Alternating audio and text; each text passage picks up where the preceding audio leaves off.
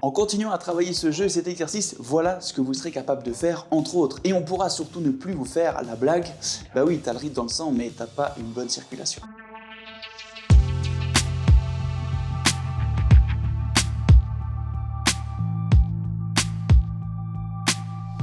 Bonjour les impro-pianistes, on se retrouve cette semaine pour parler d'un des éléments centraux de la musique, parfois oublié, et j'en ai d'ailleurs pas beaucoup parlé pour l'instant sur ma chaîne, il s'agit du rythme.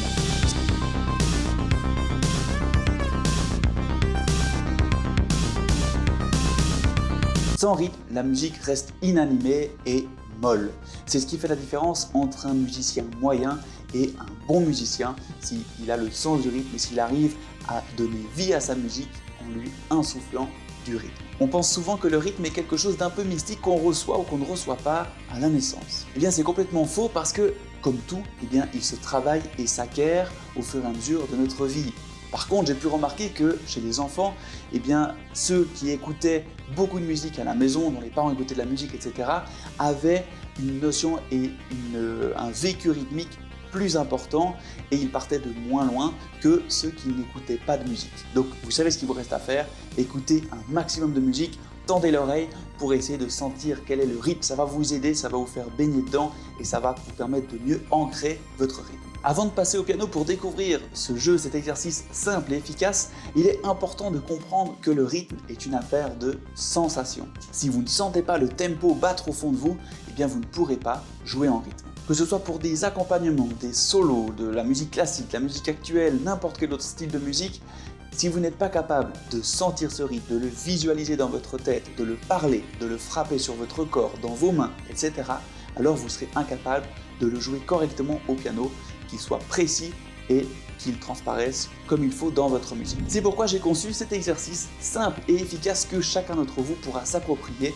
et continuer à développer au fil de sa progression. On va travailler à partir d'une mesure à 4 temps qu'on appelle mesure 4-4, 4 temps binaire. C'est une mesure très répandue dans toute la musique actuelle, dans plein de styles différents. Qu'est-ce que ça veut dire une mesure à 4 temps? Ça veut dire qu'on va diviser chaque section de la musique en 4 unités égales. Ça équivaut à des noirs en solfège. Ce qui va être important, c'est de compter tous les temps pour bien faire le lien entre ce qu'on joue et ce qu'on ressent. Et pour avoir plus de possibilités que simplement 1, 2, 3, 4, on va diviser ces temps en 2 en ajoutant les contretemps. C'est tout simple, il suffit d'ajouter un « et » entre chaque temps, ce qui donne 1 et 2 et 3 et 4 et on continue à tourner comme ça. Avec ces temps et ces contretemps, on va pouvoir trouver plein de possibilités, plein de rythmes différents. En solfège, ça équivaut donc à des croches. On aurait donc 4 noirs pour les temps 1, 2, 3, 4 et 2 croches dans chaque temps, ce qui nous fait 8 croches si on compte 1 et 2 et 3 et 4 et. Pour travailler tout ça au piano, on va prendre une suite d'accords toute simple qui est celle-ci. Do majeur, La mineur, Fa majeur, Sol majeur. Je vais partir de quelque chose de simple et aller de plus en plus vers le complexe. Donc prenez ce qui vous sert, n'hésitez pas à adapter ça selon votre niveau et complexifier ou simplifier si besoin. On va commencer par la main droite et jouer sur chaque temps. Ce qui va nous faire ça. 1 et 2 et 3 et 4 et 1 et 2 et 3 et 4 et 1 et 2 et 3 et 4 et 1 et 2 et 3 et 4 et 1. Je m'arrête chaque fois sur la retombée, comme on appelle, c'est sur le premier temps de la mesure suivante pour toujours avoir l'enchaînement pour la suite. On peut varier les vitesses en fonction de votre difficulté ou pas, ou simplicité. N'hésitez pas à accélérer, ralentir. C'est important de compter à voix haute pour bien comprendre et bien sentir notre tempo. À partir de là, eh bien, on peut faire plein de jeux différents en choisissant sur quel temps ou sur quel contre-temps on va jouer. On peut par exemple jouer sur le premier temps et sur le troisième temps, ce qui nous donne ça. 1 et 2 et 3 et 4 et 1 et 2 et 3 et 4 et etc. Ou on peut jouer que sur le contretemps, que sur les et. Si je continue la suite d'accords, ça nous fait ça. 1 et 2 et 3 et 4 et 1 et 2 et 3 et 4 et 1 et. C'est vraiment important de compter pour savoir où on se trouve et sentir si on est sur les temps, sur les contretemps, si on est au début, au milieu ou à la fin de la mesure. Ce qu'on vise avec ce jeu, c'est de sentir cette pulsation et de sentir cette mesure à l'intérieur de nous, au fond du ventre. Et petit à petit, en travaillant ça, on va avoir de moins en moins besoin de compter parce qu'on va sentir ça à l'intérieur. Mais au départ, c'est important de compter pour bien cadrer ce qu'on fait et être sûr qu'on est dans les temps et qu'on sent juste, si on peut dire. Je pense que vous avez compris le truc, donc maintenant on va ajouter la main gauche qui commence à s'ennuyer toute seule. On peut évidemment faire la même chose main séparée qu'avec la main gauche qui va nous faire, par exemple sur le premier, sur le troisième temps, on va jouer ici les notes fondamentales de chaque accord pour faire 1 et 2 et 3 et 4 et 1 et 2 et 3 et 4 et.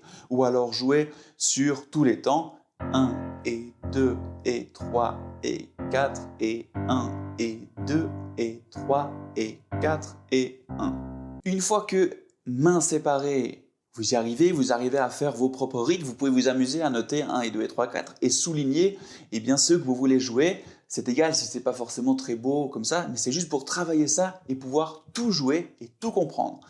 Donc maintenant, on va voir mains ensemble, 5 exemples du plus simple au plus compliqué que vous pouvez essayer de reproduire. Je vous inviterai donc à les noter, comme c'est indiqué à l'écran, avec les 1 et 2, souligner ce que vous devez jouer, entourer, c'est comme vous voulez, et ensuite à les travailler toujours en comptant en même temps que vous jouez. Le premier, c'est un exemple plutôt variété.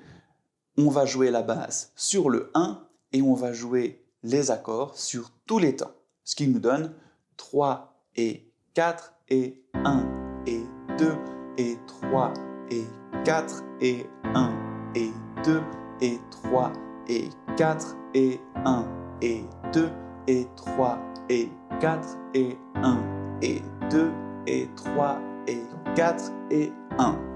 Le deuxième exemple est un exemple un peu plus ska ou un peu qui fait penser à du reggae. On va jouer la basse sur le premier temps et on va jouer les accords seulement sur les contretemps, sur le « et », ce qui nous donne 3 et 4 et 1 et 2 et 3 et 4 et 1 et 2 et 3 et 4 et 1 et 2 et 3 et 4 et 1 et 2 et 3 et 4 et 1 et.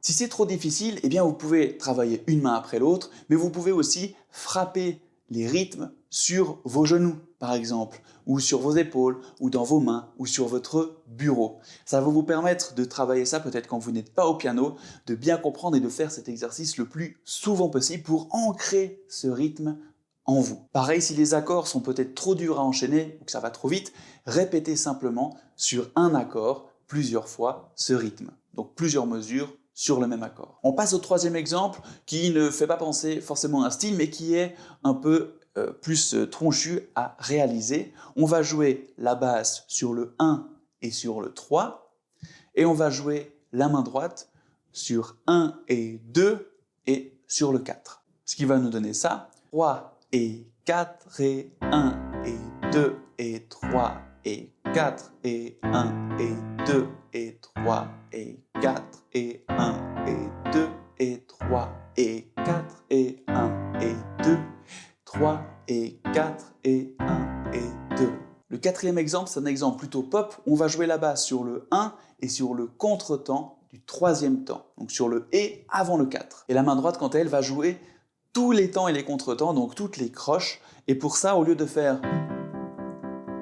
répéter cet accord, on peut séparer l'accord entre les 4 doigts ici, 2, 3, 4, 5, et le 1, et alterner.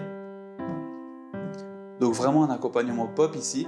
On fait cette technique que j'appelle le moufle, où on sépare soit tous les doigts du pouce, et on va alterner entre les doigts et le pouce. Ce qui va nous donner ça.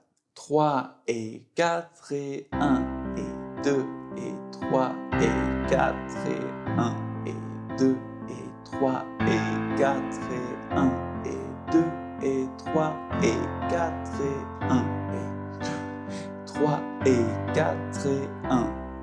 Donc là, c'est important de bien comprendre la main gauche pour rejouer ce contretemps au bon endroit.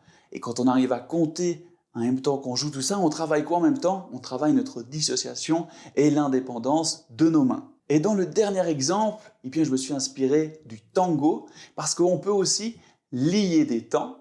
Tout simplement, on va jouer, on va tenir en fait entre deux temps. Ici, c'est un peu spécial parce qu'on va lier le dernier contretemps avec le premier temps. En fait, on peut commencer directement sur le « et ». 3 et 4 et 1 et 2 et 3 et 4 et 1 et 2 et 3 et 4 et 1 et 2 et 3, 4 et 1 et 2 et 3 et 4 et 1 et 2 et 3 et 4 et 1. Et la main droite va, elle, jouer simplement tous les temps. 1 et 2 et 3 et 4 et. Ce qui va nous donner ça pour cet exemple de tango sans pédale. On y va. 3 et 4 et 1 et 2 et 3 et 4 et 1 et 2 et 3 et 4 et 1 et 2 et 3 et 4 et 1 et 2 et 3 et 4 et 1. Pour la basse, vous avez vu, j'ai simplement joué les 3 notes de l'accord. Chaque fois fondamentale, tierce et quinte.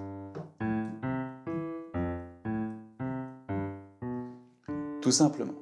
Donc avec ce jeu rythmique, eh bien vous pouvez retrouver et reproduire la plupart des rythmes que vous allez entendre, que ce soit pour des accompagnements, des solos, etc. dans la musique actuelle et dans la variété. Comme on a dit, ça travaille en même temps l'indépendance des mains, la dissociation et en plus l'indépendance avec la tête parce qu'on doit jouer avec une main un rythme et avec l'autre main un autre rythme. Donc vous travaillez tout en même temps et ce qui est le plus important, c'est d'ancrer ce rythme, de le sentir. Ce que je vous encourage à faire, c'est à vous enregistrer pour ensuite pouvoir réécouter, compter sur l'enregistrement pour bien voir, bien entendre si vous êtes calé dans le rythme ou non. En ayant travaillé ça, vous allez pouvoir entendre des musiques et vous dire, bah oui, tac, je peux rejouer ça parce que vous sentez où sont les temps et les contretemps et vous allez pouvoir reproduire des rythmes sans même avoir de partition devant vous. Pour des solos, ce sera le même principe, sauf que vous allez séparer les notes de la main droite au lieu de jouer des accords. Commencez, ça va bien de travailler les mains comme ça, basse et accord. Cet exercice, je vous l'encourage à le faire tous les jours, au moins un petit peu. Si vous n'avez pas le piano sous les mains, faites-le sur vos genoux, sur vos épaules, sur votre bureau et comptez 1 et 2 et 3 et 4, etc. Ça va vous aider à ancrer ça et quand vous l'aurez en vous, vous pourrez le reproduire au piano très facilement. Vous allez sûrement vous demander si le métronome peut vous aider dans cet exercice. Eh bien, oui, il peut vous aider à maintenir une pulsation stable, mais comptez en même temps que le métronome.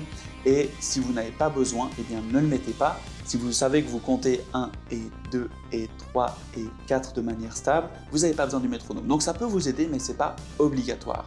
Et ça n'enlève pas le fait que vous devez compter pour ancrer ce rythme en vous et réussir à le reproduire à votre instrument. Allez, je vais vous laisser. Je vous invite à mettre dans les commentaires si cet exercice vous a aidé, si vous avez réussi à le reproduire. Et surtout, notez-moi les rythmes que vous avez trouvés, que vous avez inventés et que vous trouvez sympa. Notez-les là, 1 et 2 et 3 et 4, vous soulignez ceux que vous avez joués et les plus sympas, eh bien, je vais les reprendre et les jouer sur Instagram en improvisant dessus. Donc n'hésitez pas à me partager ça dans les commentaires, ça me fera super plaisir de vous lire et de voir ce que vous m'avez trouvé avec tout ça. Et si vous avez envie de mieux comprendre la musique qui vous entoure et de prendre plus de plaisir au piano en improvisant, en composant, en accompagnant des chanteurs ou juste pour votre simple plaisir personnel, eh bien je vous ai mis en lien en description juste en dessous une formation offerte sur les bases de l'harmonie avec un e-book qui va vous accompagner pour découvrir ce monde-là et continuer à avancer au piano avec moi. Profitez-en, je vous dis à très vite, prenez soin de vous, c'était Norton, ciao.